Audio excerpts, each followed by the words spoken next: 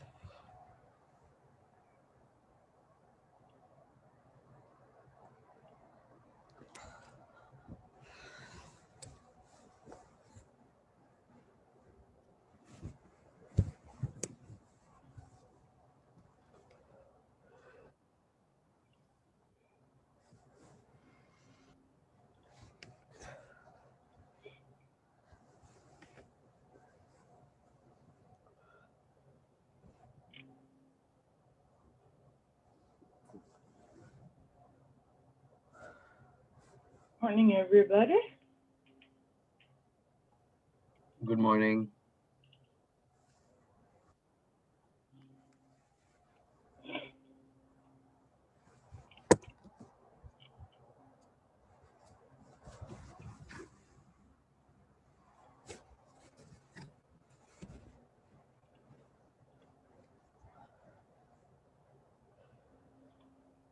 Anybody have any questions while we're waiting for everybody to come?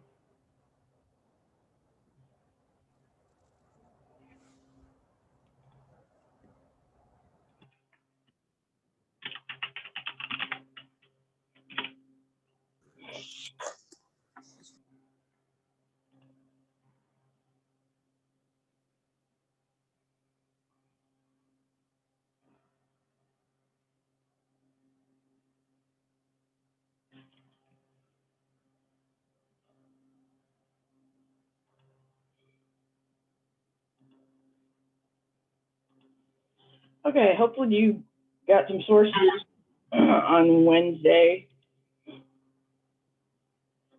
I want to review the assignment that is due, the annotated bibliography, due for Wednesday. I'm going to share my screen here.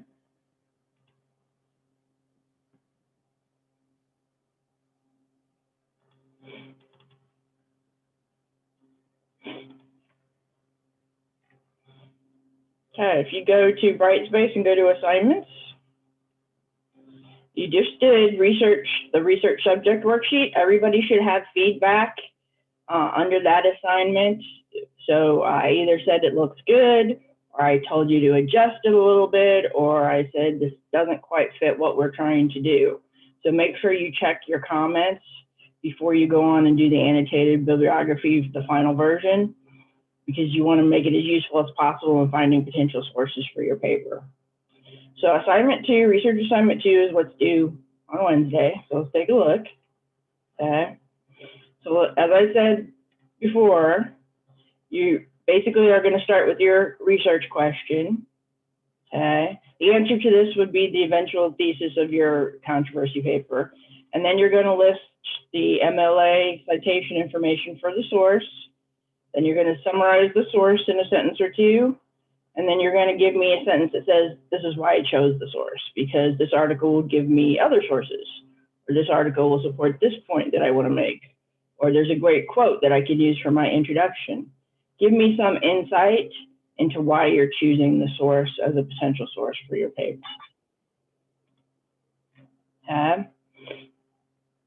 There's also a video here that goes more into creating the annotated bibliography, but this is essentially what it's going to look like. And just remember that most of the databases will provide you with this information right here, the MLA citation. If it's a website, you can go to the Purdue OWL website for guidance on putting it in MLA format, or there's some other websites like EasyBib, Citation Machine that can help you also format your sources. Just be careful when you copy and paste, because sometimes they will strip out part of the formatting. So make sure that you check whatever you copied against the original to see if they took out the italics or something like that that you might might need to add back in. Does anybody have any questions about this assignment? Ma'am, so we do this in the MLA format, and obviously after writing your name and all the things, we list down like one, this is the link, and below that we explain the source, just like you said, give it and tell it, like say how it helps you in your writing piece. So, Exactly. and then 2, and then 3, and then like that 8 sources, right? I'm sorry, I didn't hear the last thing you said. Yeah, like that. So let's say that's 1. So we need to have 8 sources like that. 8 links with explanations. Just 6 sources. 6 sources with explanations. Okay. Sources total, and then at least I think I said 2 of them need to be scholarly. Sorry, ma'am, I couldn't hear you there. Oh, 2 of them to scholarly. Okay. Right. As soon as I'm done, we're going to talk about what a scholarly source is. Okay. Yeah. Good questions. Everybody needs to know this. Anybody else?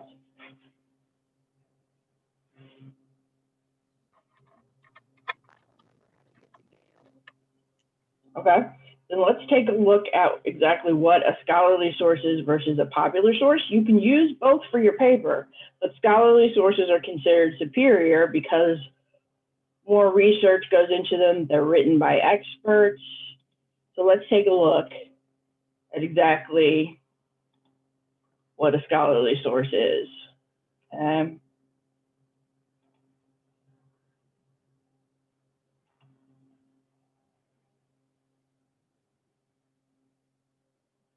This is a short video.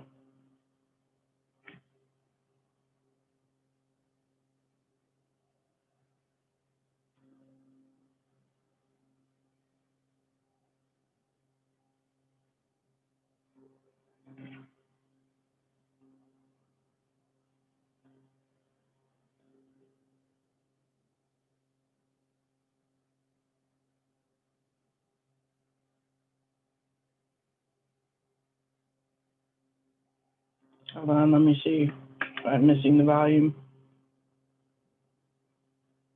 Looks like it should be on.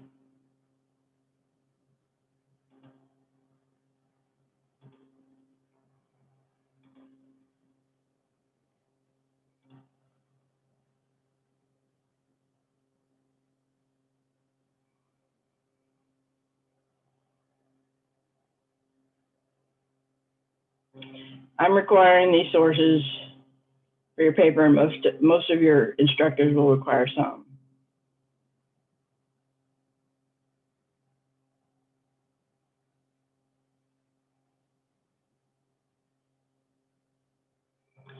So these are the best quality sources.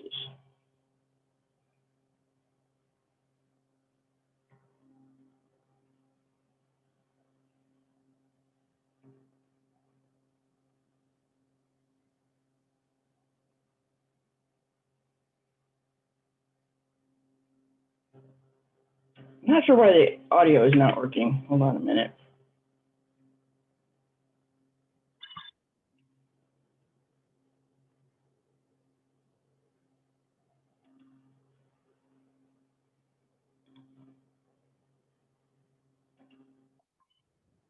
My audio's on. Okay. Let me just discuss that. Also, this is the page that I'm on. This is under McKendree's library guides under English composition. So if you guys want to watch the video with the audio, you may need to go watch it there on your own. But here is basically a nice list of the differences between a scholarly source and a popular source. Okay. Scholarly sources are better for several reasons. One, they usually are based on original research created by experts who are using scientific methods. Okay.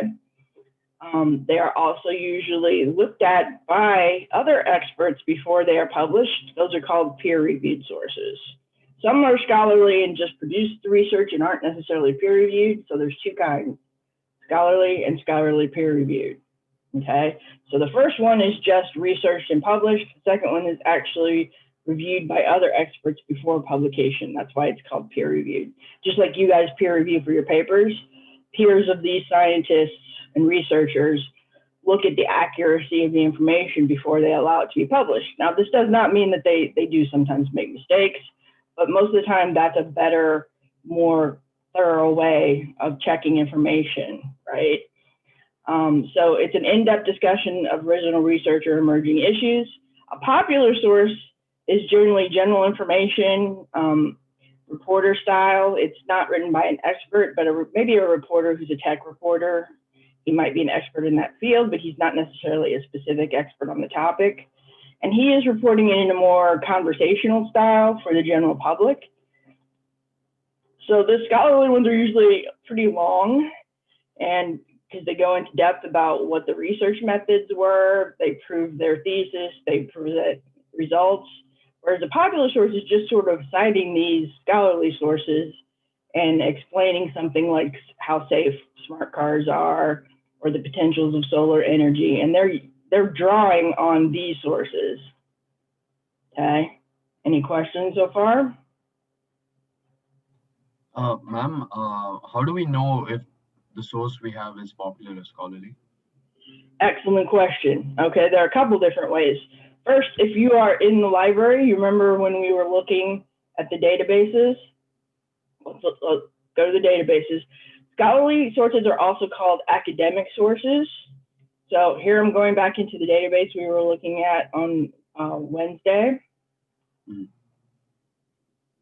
Okay, so remember when we were narrowing everything down? So we were searching, we were doing online schooling as one of the topics, right?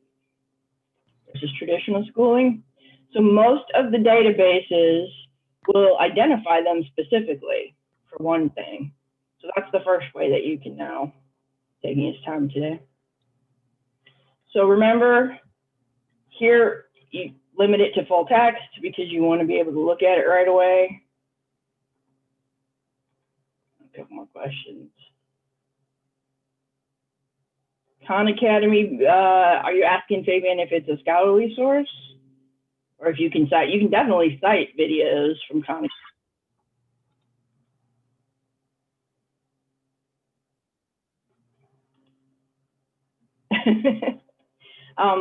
Khan Academy is, it's not necessarily considered a scholarly source as a website because they're not doing original research. Does that make sense? They're explaining how things work. Yeah. So that is a good question as a distinction. But again, one of the easiest ways is to just click this button here where it says scholarly peer reviewed journals. Some of them will call the source academic. So academic is another word for scholarly source. Keep that in mind. Okay. Yeah. So let me just reiterate. The best sources are called scholarly, or they may also be termed academic or peer reviewed or some combination. So peer reviewed means people have really thoroughly looked at them before publication, supposedly. Yeah. So you can just automatically, you know, search for those. See how it's academic journal here? Most of the sources are in academic journal. Okay. Okay. So going back, the other way is if you're say you're online and you the scholar will will collect scholarly sources. But the other thing is on your own, you can look at the length of it. If it's on like 12 to 15 of them are like really long, 20 pages, that's a clue that it's an academic source. The content is done by a researcher, usually through some sort of university. The author is an expert in the field. It's really, the language is more challenging. If you're reading an academic source, it's probably going to use a lot of jargon from the field or scientific language. And it's your responsibility usually to translate. Okay, Lizzie, I will try to, I'm going to post some of this information in written format so you can tell her that. But she can look at the chart.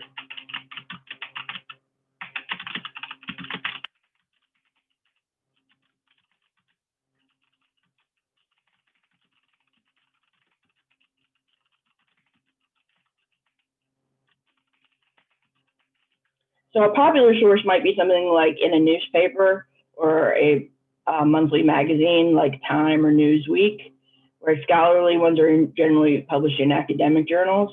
So one big clue is usually the title.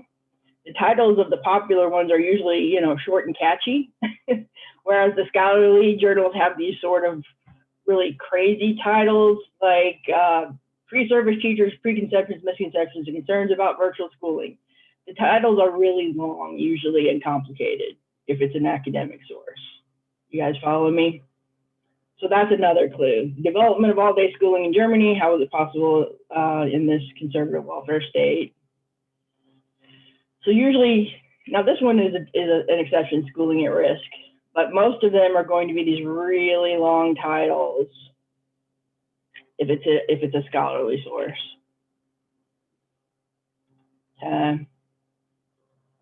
So language, specialized language, subject matter, jargon, and vocabulary, very structured. It might have an abstract. Generally popular sources don't include abstracts, okay? And then a lot of times it will use references and credit other sources of information it drew upon. Sometimes this does this within the article, but it doesn't have like a list at the end of the sources. Okay, so this is a nice chart to refer to, but generally your first clue is the title is just hella long, and so is the article. Okay, so search for the scholarly sources first, because they're the best ones, right? They're written by experts for experts. Now, this is more challenging because you kind of get through the dense language, and then you have to translate it for your audience. But once you have like your 3 scholarly sources for the paper, then you can use popular sources. Then you go on to look at the more popular sources, and they're a little bit more user-friendly in how they explain issues. Okay. They may also cite other studies that you can look up and go to the academic source and look at the original source. So first, look for these, and then when you have gotten all of the relevant ones, then look for the popular sources. But these, you have to use more judgment. You have to look at things like, is this current? So here's a list of things that you would look for with popular websites. When was this, if it's a website, when was it updated? How recent is the information? Who's responsible for it? And do they have an agenda? Are they trying to sell you something? Do they have a political bent? That doesn't always mean you can't use their information. It just means you need to make us aware of it if you're going to use it. Like the conservative website such and such says, you let us know what their potential biases are. Why does this website exist? Again, that goes back to are they trying to provide information? Are they trying to skew public opinion? Is it propaganda? Are they lying outright to get clickbait? Objectivity, is the website biased? Or is it published by an organization with an agenda, like I was saying? And the writing style, it should be well written if you're going to trust it to some degree, right? One safe bet is to look for websites with domains that end in .edu or .gov,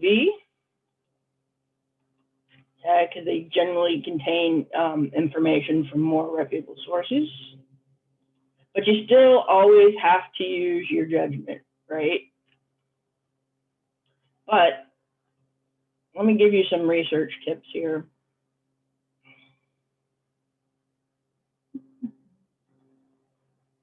I'll post this on Brightspace as well.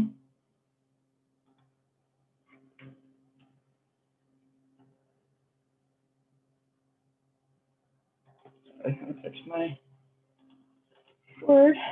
So start with the library databases when you're doing research. I know Google is extremely tempting, and you can go there after you've looked in the databases and find a lot of good information. But the library databases weed out a lot of the bad information for you, okay? So the internet is like the Wild West, basically, of sources, whereas the library is you know, it's not, you still have to use your judgment, but they have more credible publications in them. They may still have a bias that you need to make us aware of, but they've weeded out a lot of the incorrect or craziness, okay? 2, keep all of your research in a central cloud location. McKendree provides you a cloud storage area. Some people use Google Docs. I use Google Docs to store things sometimes. Sometimes, though, I confuse myself because I have 3 different cloud locations where I tend to store information. I try to keep all my McKendree documents on McKendree's cloud. Sometimes I have to remember if I put it under, you know, Microsoft or Google. So if you're doing research, I just, you know, don't make the mistake I did. Keep all of your information on research in one cloud location. I recommend McKendree's because that makes sense, you know, keeping all of your academic information on the college website, okay? So try multiple search terms. Many people come back to me and say, I can't find any sources on this topic. And I know there are tons of sources on their topic. You have to ask it several different ways, and different searchers will give you different results. So if you don't ask using alternate search terms, you may miss some valuable information. And don't forget, when you click on these sources in the database, and it takes forever to load, they will provide you alternate search terms that could be useful. Okay, here's some author-supplied keywords: conceptual change, teacher education, virtual schooling. So do not tell me that you cannot find sources until you've asked it in as many different ways as you can think of. Does that make sense? I will always help you, even if, you know, I can suggest alternate search terms, but make sure, okay, that you have asked it in as many possible ways before you give up on finding sources, okay? Narrow down the search results.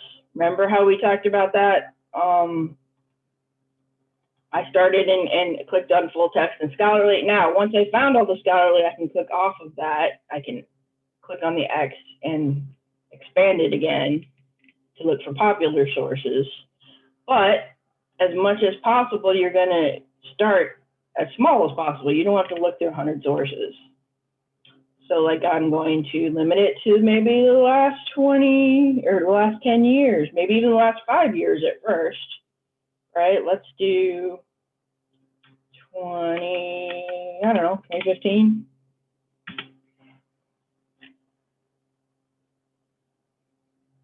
So that cuts out over half the sources, right? Again, go to the subject. I want to talk about stuff that's going on in the US. Okay. I've knocked it down even further. And then now you guys should have more of an idea of what you're going to research. So you can even add other search terms like internet access to see if there's a problem with students having adequate internet access. But again, I didn't ask it in a way that it liked, so maybe I have to look for a different term, like digital. This may not work either. And then it provides, if you'll notice, some possible search terms. And now I've got it down to 29. Okay. Some of these do not apply. This is not going to help me with online schooling. Okay. This is talking South Africa. Coping, fostering resilience, driving care and innovation for autistic people and their families. Maybe it talks about schooling, adult learning in the control society. So I will have to check. Teaching digital understanding and citizenship. You kind of first start with the titles, then you look at the abstracts, which brings me to my next advice. Okay. Don't try to read the entire source when you're identifying potential sources. After you have the source, you might want to read it. But first, check the abstract to see if it's useful. And if it's not, go on to the next thing. You know, the title can be the first thing to rule it out, and the second can be the abstract. If the abstract seems promising, then read the first and last paragraph to get a summary of the ideas presented, see if they have anything useful information. After that, don't forget to use Control-Alt-F to search the document. Like I said, scholarly sources especially, you know, it's not as big a deal with a popular source, 3 pages, but a scholarly source could be 10, 15, 20 pages long. So use your search terms and see if it'll take you immediately to relevant places in the paper where you can quickly locate portions that can be cited to support your ideas. Okay, and once you've determined, even if you think it might be useful and you're not sure yet, save the citation information. Okay, sometimes you shift your focus and suddenly that source that was only mildly useful suddenly becomes very useful. So it's best just to err on the side of caution, and if you think it could help, copy down the citation information. Remember, most databases provide the citation information. So just like we were looking before, the results list, if I decide that I want this source, I can go over here to cite. This one's clearly labeled, and I can look. Now be careful, because these are different ways to cite things depending on what your instructor, your employer is asking for. We're doing MLA, right? So then I can just copy and paste this, but then I double check to make sure it doesn't strip out the italics in the title. And then you can always get back to it. You know, if later on you change your mind, and it becomes suddenly useful. But you might as well use this info. And remember, here's a link directly to Google Drive if you do want to save all your research in Google Drive. Ma'am, I have a question. Sorry to cut you off. Yeah. So once you click on the link in the library page, so on the top, you're gonna find citation format, and then we could use that to cite it in our actual MLA paper. Yes. Right? Okay. Got it. Thank you. First free annotated bibliography on Wednesday, but then eventually this would be in your works cited list alphabetically. You will have to click on cite. It won't automatically be at the top. Okay. Okay. And like I said, different databases have different names for this. You may have to look a little bit. Also, remember, when it's possible, choose not HTML, but choose the PDF full text, because it has stable page numbers, which means if I go look at the page numbers on a PDF, you're going to see the same page numbers that anybody else would, whereas your screen might be different and there might be multiple. I might have 2 pages and you might have 3 for an HTML text. But the PDF is just like a picture of the source. So you can always refer to the page number, and then anybody who's looking at that source can go, it's on page 27, and there they will see a page 27 where the information is. All right. So choose the PDF version when possible.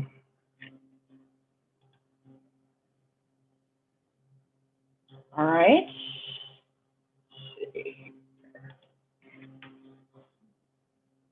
So that's what you're working on for Wednesday. Basically, I'm just trying to get an idea of how you're choosing your sources and how you see them being valuable. That's one thing.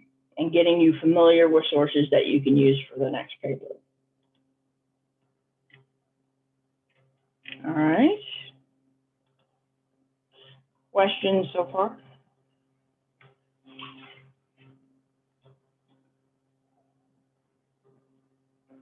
You guys are asking good ones. Keep it up. Now, let's look at, once you have gotten everything you can from the library, because I'm asking you to do more current issues, it can be useful to go to Google, but then you have to do more cautious evaluation of the sources. So let's start looking at how you evaluate sources. What's fake news and what's a legitimate source?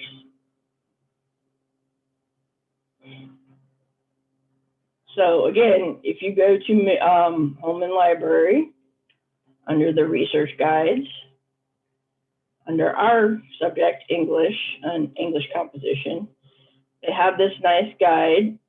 These are the databases, some that are most useful. These are the 2 that I've discussed with you guys so far. So they have this nice guide here that you can use. So getting started, go beyond Google. He's in, they're saying a lot of the same things that I am. Finding sources. They've got some even more databases. They've got some more information on Google Scholar if you want to use it. How to use the sources. Okay, and again, this is where you find that chart that I was talking about, the difference between a scholarly source and a popular source.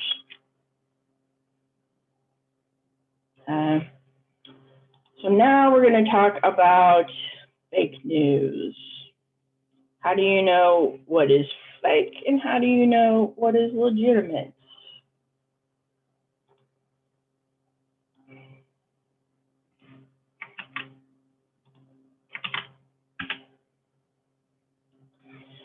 So, here, share my screen again. About 8 minutes left here. So here are some questions to ask yourself if you think a story might be suspect. Is it so outrageous that it's unbelievable?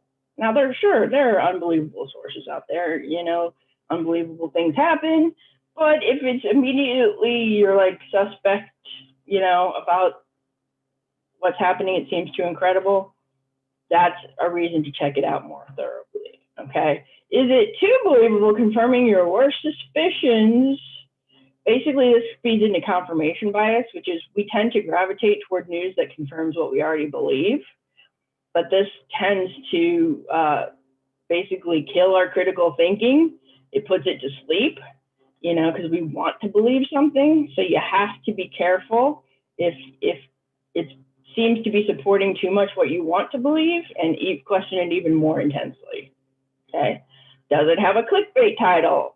Okay, sometimes the headlines will be, they won't reflect what's actually in the news story because they're just trying to get people to click on it. That's kind of shady, right?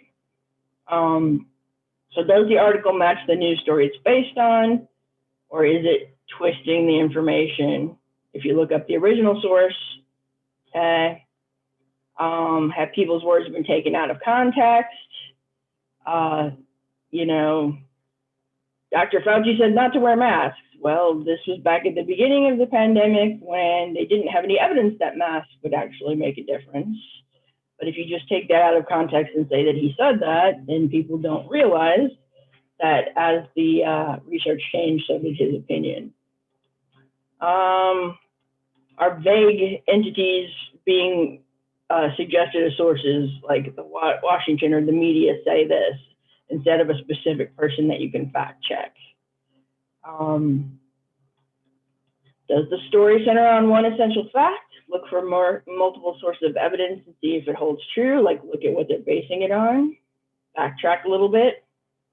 Who reviewed it? Do they have an author and an editor that you can actually look at, or is it by an anonymous person that you can't identify? And do they give both sides? Be careful if they're only canted toward one side of an argument. Okay. One good place to look is finding the About Us section and see what they're saying, but they can lie too, you know. Wikipedia will often have information about various websites. There are also what we call spoof websites, where they will take the official website and then sort of add .co or something to it, and you won't necessarily realize unless you look at that it's a sort of fake or less legitimate website. Okay, so who's in this, and then see what other people are saying about it. Once you Google a publication, they may have their point of view, but you'll also usually find other people talking about who they are and what their agenda is. Okay, look up quotes or facts that surprise you. Okay, Google it to see if it's true. If you think it's kind of weird or too incredible to believe, look at the comments. Sometimes people will say, hey, this is wrong and this is why, and they will link to stuff that shows that. And try the reverse image search.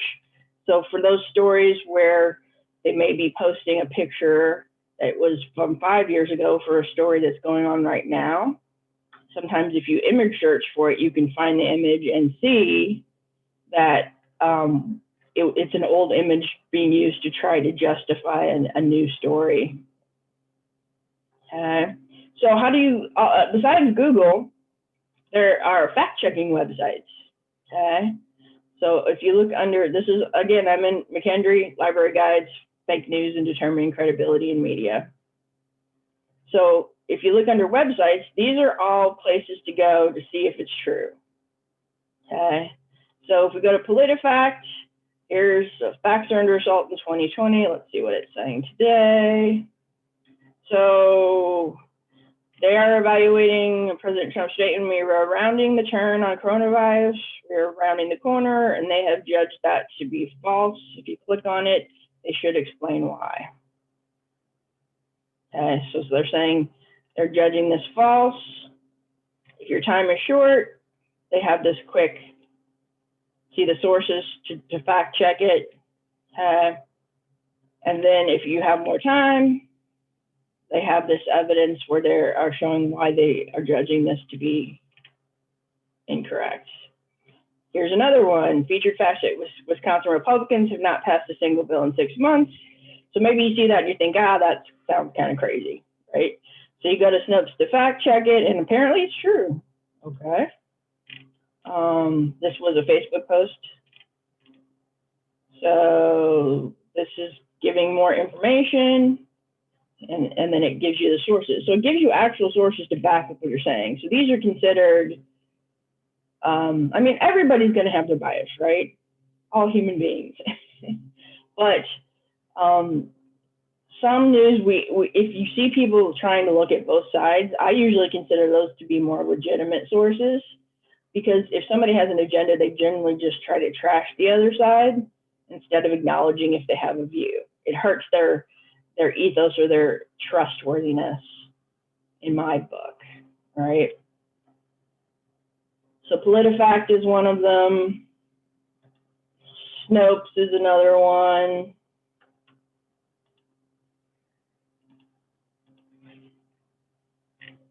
All right, I have lost my link. There we go. No, I'm back on that one. Okay.